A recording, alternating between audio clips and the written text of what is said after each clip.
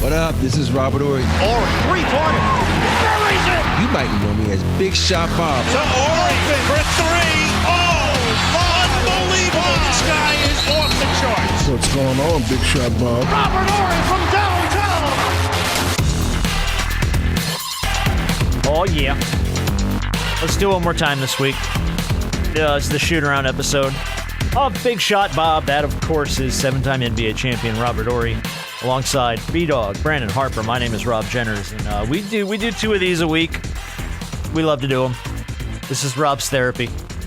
That's what we talk about. Yes, it is. This is how Rob gets everything out of his damn head every week when he's not on Spectrum. Of course, you can see Rob featured on Spectrum with the Lakers coverage, and myself and B-Dog, Brandon Harper. Wait. On You say on Spectrum or on the Spectrum? On Spectrum. Oh. On the... no, look. I think we all know if anyone's on the Spectrum, it's me, okay? So, all right. My goodness. I just had to make sure. Don't hand that title to anyone but me there, fella. All right, I do want to start with the NBA's most updated MVP ladder. Yeah. Can you guys guess the top 10? You guess the 10 guys that are in the MVP well, we ladder. know AD is number one, probably. He is number one. And Shai Gilgeous because they're winning. Jason Tatum because they're winning. He is number 4. Jason is number 2. And I'm going to throw Steph in there because they're winning. Steph is not in the top 10, if you can believe it. Spider in there because they're winning. Yes, he's number 5. Anthony Edwards. Anthony Edwards is number 7. Is KD on that list? Because they sure is number 6. Oh, I forget about the Joker. Yep, and the Joker's number 3. So there's 2 more here, 9 and 10. 9 and 10. Who's rounding out your top 10 on MVPs? At least your MVP ladder, I should say. Is Greek Freak just happen to be on there? Number 9. Seriously? Why is he on this bucket Because list? he's averaging like 35 points a game and 12 boards a game. And yeah, but they bad. Yeah, but okay, so does that matter? Dude's playing out of his mind. When is the last person to win the MVP and his team had a losing record? Oh God, I couldn't even tell you. That would require the worst research. record MVP was Westbrook. Oh yeah, that's right. Because he averaged that. But they made the playoffs, didn't they? Yeah, but I'm saying worst record MVP. Worst record. MVP was because he averaged triple over that year. Who else is on that list? Is Devin Booker on that list? He's not. You're only missing number 10, and I'd be surprised if either of you pulled it. Jalen Brunson? Pause. What? No, Jalen Brunson's not on the list. Is it East or West? It is the East. East? The guy that's been asked to do most of the work because he's got a couple other guys that aren't really either there or available or doing what they were paid to do. Tyrese Maxey? There you go, big winner. Tyrese Maxey, number 10 on the MVP available. ladder. He out with a hamstring. I know he's out with a hamstring. I'm just saying. They're looking at the first 12, 13 games of the season there. That's what you're looking at. But yeah, he's been asked to carry the load right now because Paul Pierce just getting back. So yeah, but I think that's a pretty fair assessment. Yeah. I think you're always going to see Jokic on this list too, because I'm reading the list and I was like, Jokic is up there. Well, of course he is, but I don't know. I guess it's just because the Nuggets haven't been as dominant as they've been in previous years. I haven't looked at anything he's done and been like, oh, MVP. But I think he's just always going to be in that conversation. Yeah. So, all right, question from Ozzy. Rob, did you ever get cup checked during a shot like what happened in that college game last week?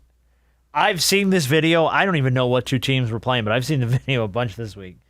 Dude's pulling up for a jump shot from the corner, and defender comes by and just pops him in the jock while he's trying to get the shot off, and he kind of cup checks him, hits him right in the nuts, give him a little nut tap on the way by. Did you ever get popped while you're doing that? That's never happened to me, and I've never done it. But you do that run by where you hit their leg, but it's a certain line you don't cross, man. You don't try to touch a man in the no spot. So you didn't have teammates that would goof around and do shit like that, cup check people? No, You never? Okay. That's one of the things that I had idiots in high school that used to do that. They would just run around the hallways and just pop, and you're like, God, son of a... Yeah, I think when you were a teenager and stuff, I think you do a lot of that. And even then, these are college kids. So they're probably 19, 20 years old, Yeah, but I think as you get older, bro, don't do that. Don't be touching people's no spots. Don't do that. Yeah. Cup check. It's gonna be a problem. What did people do to you to try to disrupt your shot that was more so than just get in your face? Anybody ever talk shit to you or try to smack your arms or your legs or kick you? What was the one I saw I don't remember who was it. Somebody got kicked in the beans the last night, I think, and then the defender got called on the foul. It's just one where guys that go up under you, and the old Bruce Bourne under your foot, and you be more conscious of like when you see when you were landing, you automatically look down and you don't worry about the shot. That's the only thing that ever really affected me, because you always worry about that dirty player like trying to get up on you, so when you land on their feet. Gotcha. All right, do we want to talk about the Cowboys? I know we don't, but I find what's there to talk about? I find this so funny. Oh, I think I know what you're talking about. All right, Jerry. CeeDee and Jerry. And here's why. So I want to bring it up just because I know CeeDee's your boy. But why is Jerry so against putting curtains up on the side of the stadium that the sun is... Now, if you want to do it to screw with the other team, cool. Here was the problem. Jerry's quote after they asked him, why don't you put curtains over the windows? He's like, by the way, we know where the sun's going to be when we decide to flip the coin or not. We do know where the damn sun is going to be in our own stadium. Well, let's tear the damn stadium down then and build another one. Are you kidding me? Everybody's got the same thing. Every team comes in here and has the same issues. I'm saying the world knows where the sun is. You got to know that almost a year in advance. Someone asked me about the sun. What about the sun? Where's the moon? This was Jerry's response to the reporter asking him, why don't you just put up curtains? And Jerry did the old man, well, then why don't we just burn the whole place down? Fucking great. Go ahead. This is I love it. Now, for what I did find out is they do have drapes or curtains to put down when they have concerts there. Mm-hmm. So there is something there to cover it up when something is going on other than a football game. Okay. So why can't you put them down in a football game? Now, is he looking at this as like it's an advantage? Like this is my team's advantage. I can blind you with sunlight from the side of the stadium, but when it blows up in your own face and because you flip the field, you got 50-50 chance of like, we're gonna go this way. Teams know. No, he said you know where the sun's going to be when you flip the coin, right? But you don't win the coin toss every time. Exactly. You got a 50-50 chance of being in the sun, dude. We know where the moon is. We know where the moon is. Thank you, Jerry. You nailed it. You know where the moon is. In the sky. And to not make this a political thing, but to make it a funny thing, that is a real Trumpish answer. Oh, God, hardcore. That is, why don't you put up curtains? Why? Where's the moon? Does everybody know where the moon is? What the fuck are you talking about? Put up curtains. Fine, we'll just blow the whole stadium up. Like, what are you doing, bro? All I'm saying is just put up some curtains. No, we just burn the stadium down, build a new one. Bigger stadium, huge. The funny part, like, he threw the ball, CeeDee was just like, I'm just running my route. Oh, yeah, no, that ball, it just went whoop right by him. Hey, it'd be funny if it did the old, what's the movie with let him through and he takes the ball and hits him in the no place? What movie is that? Oh, was that Necessary Roughness? Where he gets beamed in the hits him in the end zone, keels over. Let him through again. Yeah. Wow. Have you talked to CeeDee at all? No, I haven't. All right, you got to reach out to him. Oh, yeah, you do. Yeah, that's your son and CeeDee who are friends, right? Mm-hmm. Yeah. And they grew up together. Yeah, we got to have CeeDee on, bro. Yeah, but I look, right now, I don't. Oh, in the offseason. No, it's not the CeeDee thing. It's just I don't think the Cowboys in general are anxious to get on any kind of show and talk about their state. That's fine. life. Guess what? He'll have plenty of time this offseason. Mm-hmm. Exactly. I get him on. Why are they not okay with other players doing it? Michael Parsons do his weekly podcast every and Michael week after Parsons the game. burned freaking everybody to the ground this past week on his show. What's his McCarthy? McCarthy? Oh, McCarthy. It was him and McCarthy. Yeah. Getting into it, but I don't know. How about this? Who was that? Some guy came on and said that Deion should take the Cowboys job.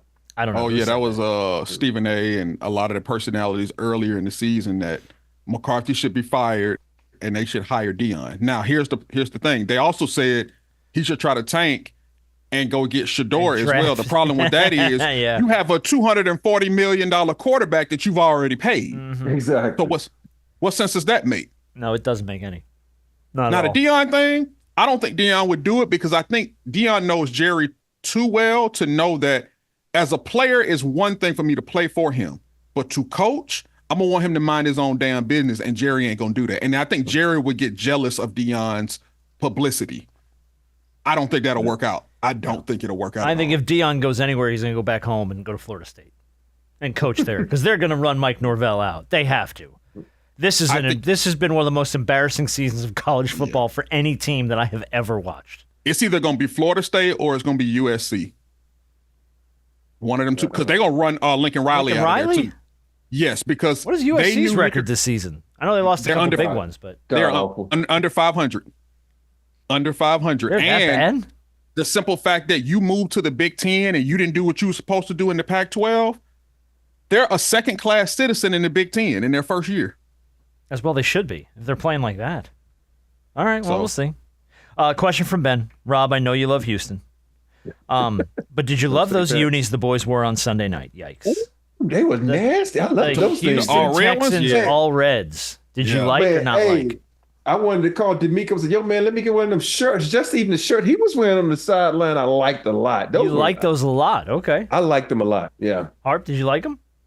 Oh, yeah. I saw them featured on Instagram. I saw them. I said, look at that candy red. They got Texas written all over it. Okay. That's a little loud for me. I was watching. I was like, whew.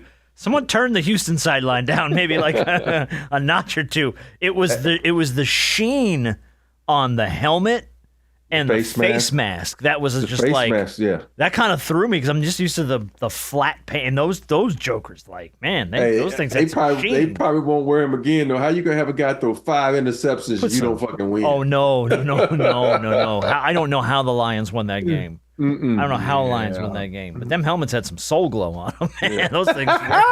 Let your soul glow. Hey, I ain't gonna lie. I like them though. I like them. They got a couple of uniform combinations I like though. I bet you Paul Wall somewhere saying, damn, I like those. Yeah. I saw him on IG. He said he liked them. Oh, he did? All right.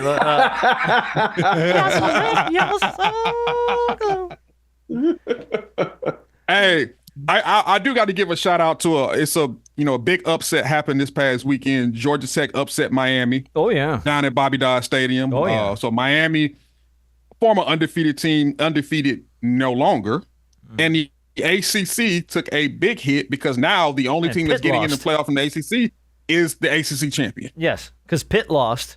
Clemson's lost 2 games. Yep, and SMU is undefeated. And SMU's unbeaten. So you're probably y'all gonna throw in there. No, but it's true. If Miami wins out and gets the ACC championship game and plays SMU, and SMU beats Miami, Miami's out.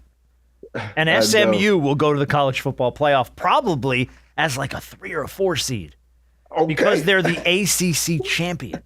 And they're going to be like, please don't put us in a category with one of the SEC teams. They're going to be playing like the winner of Alabama and Tennessee. And you're going to be like, Jesus. But the crazy part about it is you might get mixed up because it could be 4, maybe 5, maybe 4 at the most SEC teams that are going to be in the college football playoff. So to think about it right now, I think it's Texas A&M and someone might be playing in the championship game, which takes out Alabama. Right. So Alabama wins out, they automatically in. Tennessee wins out, they automatically in. So that's you got Ole Miss is going to be in there because they're probably going to win the SEC. But this is going to be.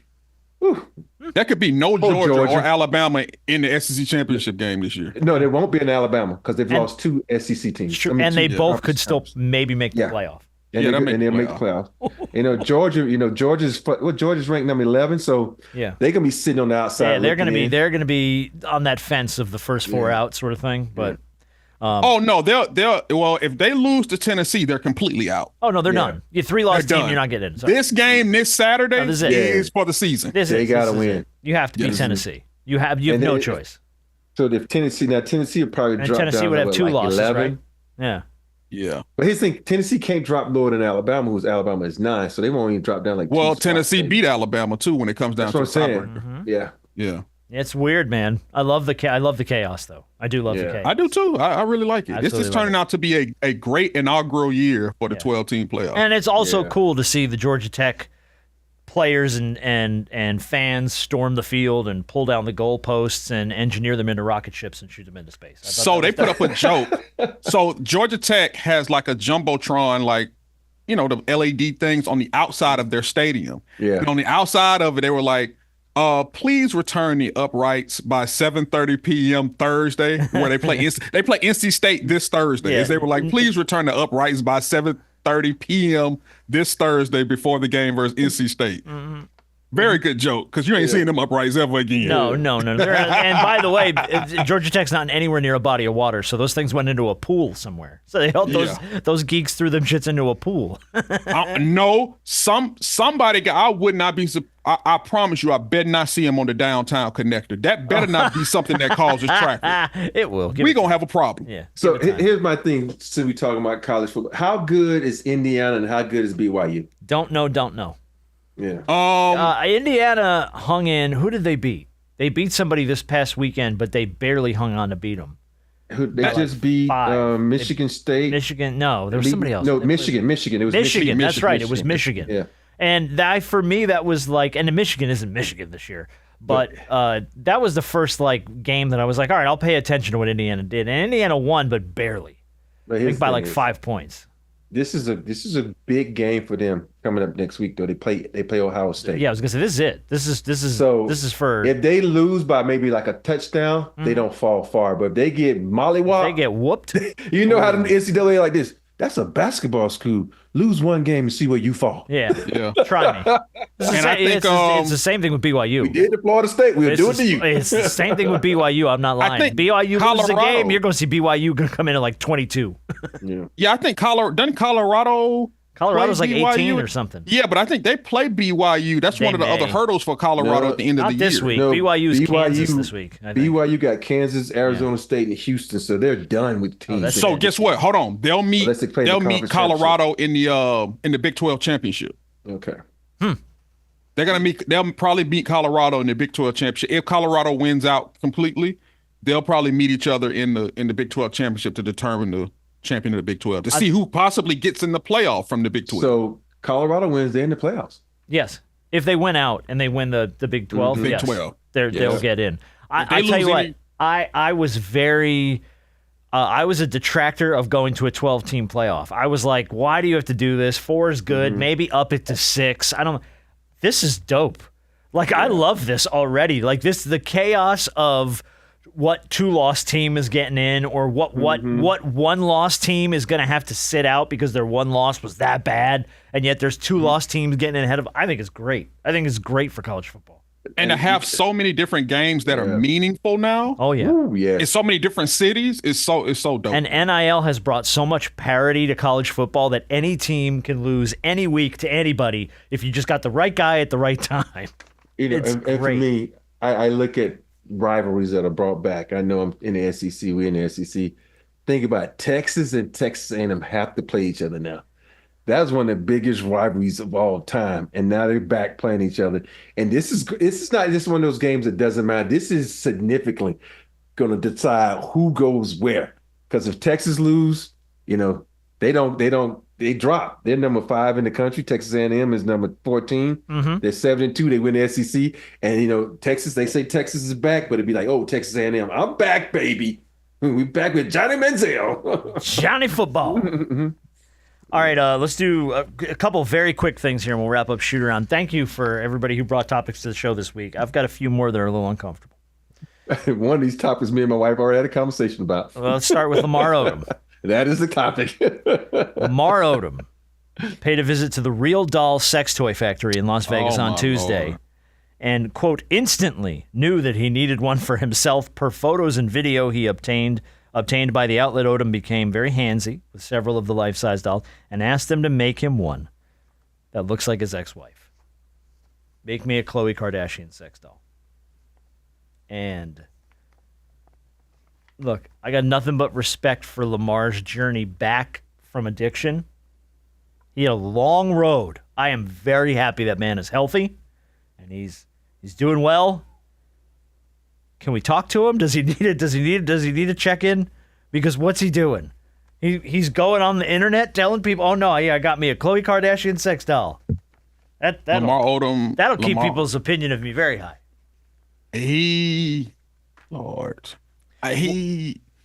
I'm not going to cut you off, Hart, but I'm dying to know what your and Candace's conversation was about this, Rob. No, she told me. All to you, Rob.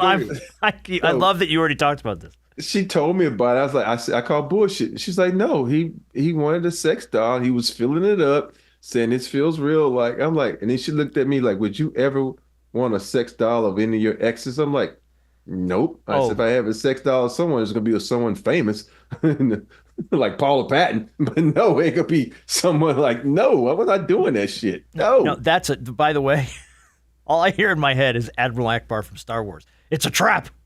Don't answer that question. Never answer that question. The answer to that is no, baby. If I ever got a sex doll, it would be one of you. That's the answer to that question, and you move on politely, even though it is a flat out lie. That's like when I hear women ask their husbands, like, if I died, would you ever remarry?